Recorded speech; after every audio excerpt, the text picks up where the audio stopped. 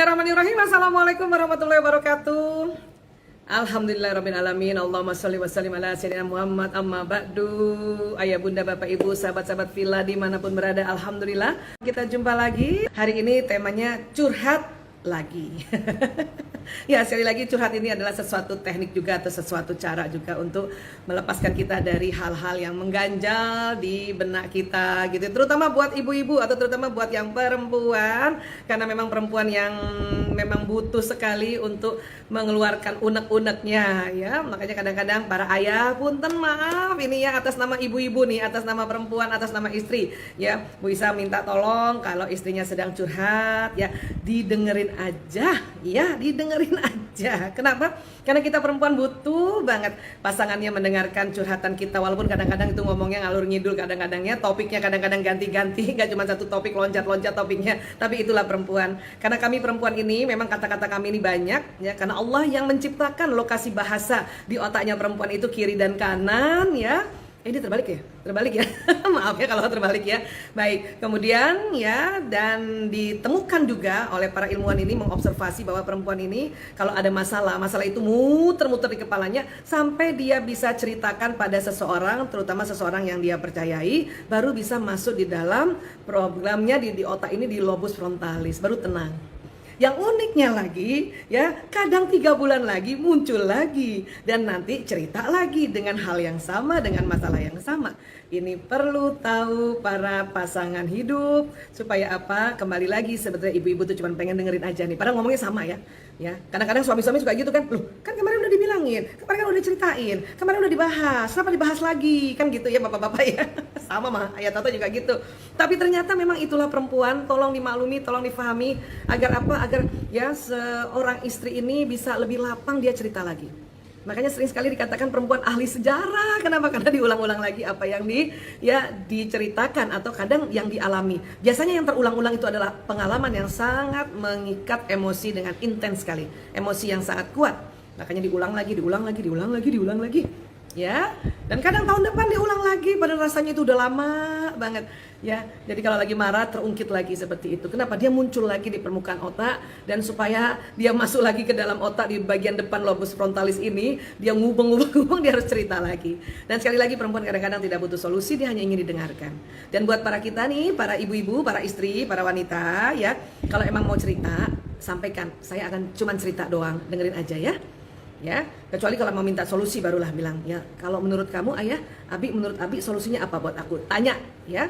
Dan suami juga nggak usah selalu pusing-pusing carikan solusi buat istrinya, karena memang dia cuma mau cerita aja.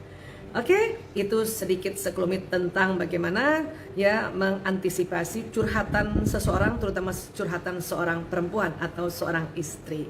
Ya, oke. Kalau sekarang mungkin bukan curhat ya, karena sekarang adalah Q&A, question and answer ya. Karena kalau curhat tuh lama, bisa sejam satu orang. Oke, nah alhamdulillah ya. Baik, dari Mbak Nur Fikriati. Assalamualaikum Bu Isa. Waalaikumsalam. Wajarkah bosnya suami ngucapin selamat cuti dengan ditambah emoji? Ntar dulu nih, bosnya laki apa perempuan? Laki apa perempuan nih? Soalnya baik laki-laki sama perempuan, emojinya apa dulu? Emojinya apa dulu? Ya, ada love-love-nya gitu. Ya kalau itu mah nggak wajar ya. Baik itu bosnya laki begitu sama suami nggak wajar, bosnya perempuan begitu sama suami juga nggak wajar, nggak pantas ya. Iya, ya sudah ya, selamat cuti, udah gitu saja cukup. Gak usah pakai emoji, karena kadang-kadang emoji juga suka bisa banyak, dan suka yang itu pantasnya harusnya ibunya atau istrinya yang menyampaikan, atau anaknya ya, anak perempuannya ya. Iya, jadi kalau ditanya ya wajarkah, kalau Bu Isa sih nggak wajar ya, atau mungkin nggak pantas ya, nggak pantas ya, itu boleh dibahas loh ya. Ayah ini siapa sih, kok dia begini banget gitu ya, menurut saya nih nggak pantas ya, nggak pantas nih Bi ya. Yang penting suami kita dan kita ngerti bahwa ini nggak pantas. Kadang-kadang kita nggak bisa juga marahin dia ya, marahin bos ya. Oke, dan doakan insya Allah dia diajarin oleh Allah lewat peristiwa-peristiwa yang lain. Oke, iya, next, lanjut. Iya, yang mana nih? Oh, T.A. Maharani. Assalamualaikum Bu Isa. Waalaikumsalam. Alhamdulillah. Bagaimana berhadapan dengan ketraumaan masa kecil pada suami yang akibatnya kalau ada kekecewaan larinya nyalain saya dan bilang gak cinta sama saya. Sekarang pernikahan di ujung tanduk. Ya Allah, innalillahi wa inna ilaihi raji'un. Wah Bu Isa turut prihatin nih kalau kayak gini ya. Iya, ya memang kita nih banyak trauma sebetulnya ya. Siapapun ya, si istri kah, si suami kah, ada pengalaman waktu kecil, ada lukanya dalam pengasuhan, ya, atau istilah orang bilang inner child ya. Dan mungkin juga pada saat pengalaman di remaja, pengalaman waktu mulai dewasa di awal ya. Itu memang semua orang ada seperti itu ya. Hanya kalau ada suami dikit-dikit nyalahin istri, berarti dia traumanya ini sangat berat mungkin ya. Atau dia nggak pernah mengobatinya, atau dia nggak pernah belajar untuk mengatasi ya kondisi-kondisi emosi. Jadi banyak hal nih sebetulnya ya.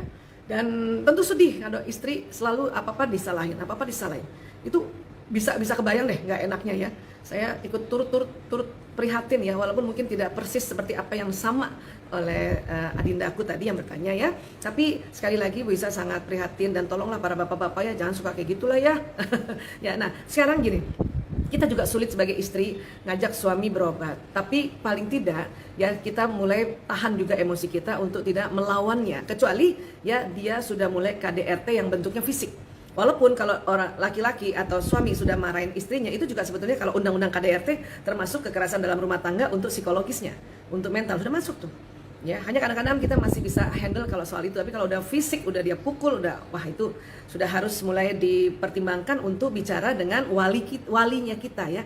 Ya, wali kita kan ada nih, ada ayah kita ya, atau kakak kita yang laki-laki, atau adik kita laki-laki, paman kita laki-laki, kakek kita. Itu harus dilibatkan sudah kalau sudah mulai ya kondisinya sangat runyam, atau tadi istilahnya di ujung tanduk. Ya, karena udah sesuatu yang sudah sangat rumit ya, maka sudah harus melibatkan keluarga untuk memediasi ini. Ya, kira-kira sudah dilakukan apa belum? Oke. Kalau sudah dan memang ternyata ya betul-betul ya dia masih juga nyalahin, atau bahkan sudah mulai ada KDRT tadi, KDRT fisik ya, ini sudah mulai juga minta mediasinya di kantor urusan agama. Ya. Nah, tentu di sisi lain juga kita sebagai istri ya, Adinda sebagai istri ya, lakukan teknik releasing, senantiasa istighfar ya, kemudian lakukan sholat istikharah. Karena kalau di ujung tanduk ini berarti kan harus A apa B nih.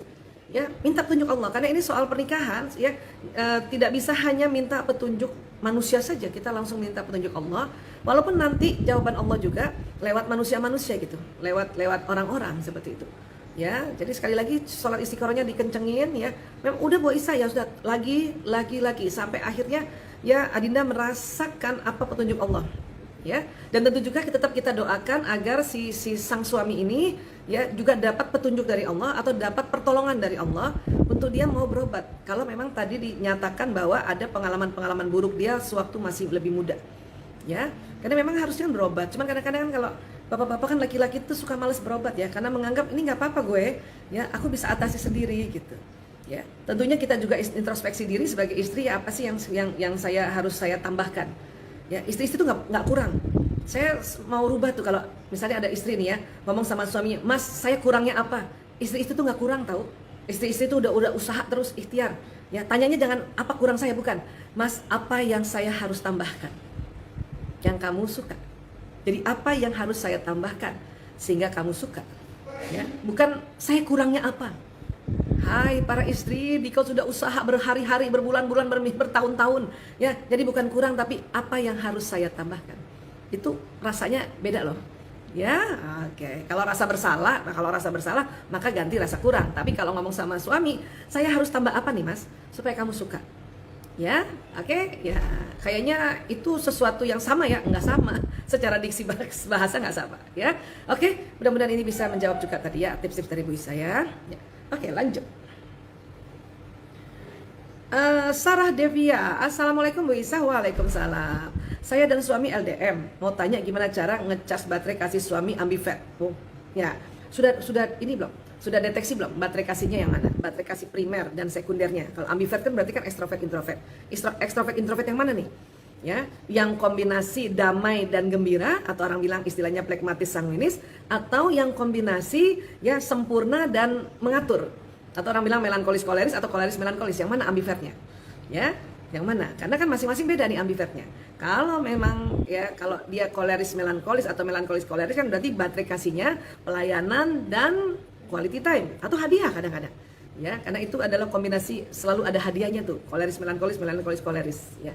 Atau yang tadi, yang pragmatis sanguinis atau yang damai dan gembira tadi, berarti ada sentuhan fisik dan ada kata-kata pujian. Kalau kita ya jauh atau LDM atau LDR, memang yang paling sulit ngecas baterai yang sentuhan fisik. Itu paling sulit itu. Ya, karena jauh kan. Kalau kata-kata pujian atau kata-kata penegasan, ya, word of affirmation, ya, itu masih bisa tuh. Lagi kita chattingan kah, memuji, atau sedang video call kah, memuji gitu ya, masih bisa tuh. Tapi yang sentuhan fisik yang paling susah. Ya, paling ngasih emoticon peyuk gitu doang kan gitu ya. Atau kalau video call kita cuma bilang ayah peluk, paling bisa gitu. Ya, Abi, Umi minta peluk, paling gitu ya. Paling cuma bisa gitu. Nah, kemudian kalau tadi pelayanan dengan quality time, ya ini masih bisa, jarak jauh tuh masih bisa. Ya, pelayanan itu salah satunya apabila kalau dia minta sesuatu sama kita atau dia perintahkan kita sesuatu, kita siap. Kan bisa ya, instruksi kan paling bisa lewat telepon atau lewat alat komunikasi kan. Kamu nanti siapin ini, siap mas, siap. Oh ya, kata-kata siap itu buat suami yang baterainya pelayanan itu cocok banget, ya. Dan quality time artinya ya kalau suami bilang pokoknya setiap hari mulai dari jam 5 atau habis isya misalnya ya jam 8 sampai jam 10 saya minta waktu kamu, kita video call ya.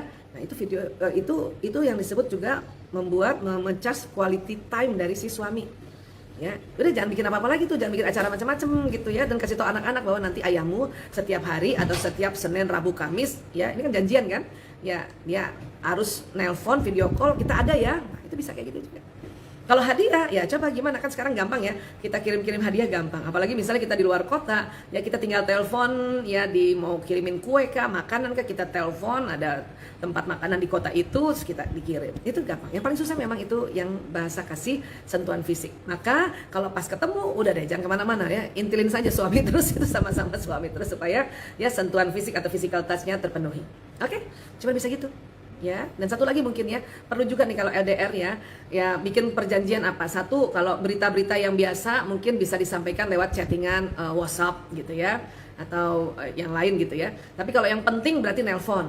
Sehingga suami itu tahu tuh, kalau lagi kerja tiba-tiba istri nelpon. Kok tumben nggak WhatsApp ya? Dia nelpon, itu berarti penting banget. Penting banget. Kita tuh jangan tiap hari juga nih, nanti dia malah nggak mau ngangkat. Penting banget. Atau kebalikannya, suami nelpon, dia nelpon. Biasanya WhatsApp, ini telepon, itu penting banget berarti. Angkat. Mungkin anak sakit atau ada berita, pokoknya berita negatif yang sangat penting atau genting. Ya, penting dan genting. Ya, kalau yang biasa-biasa lewat WhatsApp. Nah, video call atau Zoom ya, misalnya pertemuan Zoom dengan suami dan anak-anak itu janjian mau harinya apa? Setiap sore kah atau setiap Senin, Rabu, Kamis, pokoknya janjian. Supaya apa? Sama-sama siap. Istri siap, suami juga siap, istri juga siap. Siapnya betul-betul siap pakai kudung ya, cantik dikit, pakai bedak dikit lah, tipis-tipis, pakai lipstik tipis-tipis lah, begitulah ya. Iya, supaya siap. Suami juga siap. Mungkin dia ya misalnya dia selalu ada tugas misalnya, tapi kalau dia misalnya janjian Senin, Rabu, Kamis, dia bilang sama temennya, pokoknya saya Senin, Rabu, Kamis jam 5 saya harus ya video call dengan istri saya dan anak-anak saya. Nah, itu kan bisa atur ya. Kayak gitulah kira-kira tipsnya buat teman-teman yang LDR ya. Karena Bu Isa juga dulu pernah LDR. 3 tahun pertama pernikahan LDR. Tapi belum ada kayak gini canggihnya telekomunikasi. Lewat telepon yang telepon rumah yang pakai kabel. Itu janjiannya pakai surat, kirim surat. Aduh, pokoknya dulu. Tapi nikmat-nikmat aja juga ya. Dan tentu selalu berdoa untuk segera berkumpul. Ya, buat teman-teman yang LDR harus doa untuk segera berkumpul. Ya, hati-hati keasikan LDR, nanti malah sulit sekali untuk menyamakan frekuensi-frekuensi yang lainnya.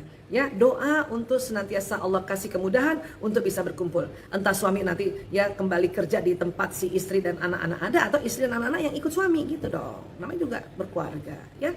Oke, mudah-mudahan bisa terjawab.